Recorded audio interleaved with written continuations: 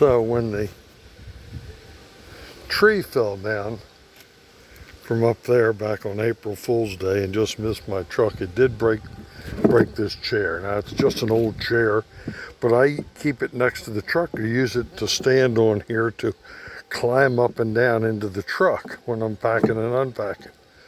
So I cut this piece of wood to go up underneath of it, screwed the piece of wood to the frame, then with some roofing tacks put the plastic back down, screwed everything to the wooden frame, put some new screws in up here. Almost good as new. Ugly as shit, but good as new.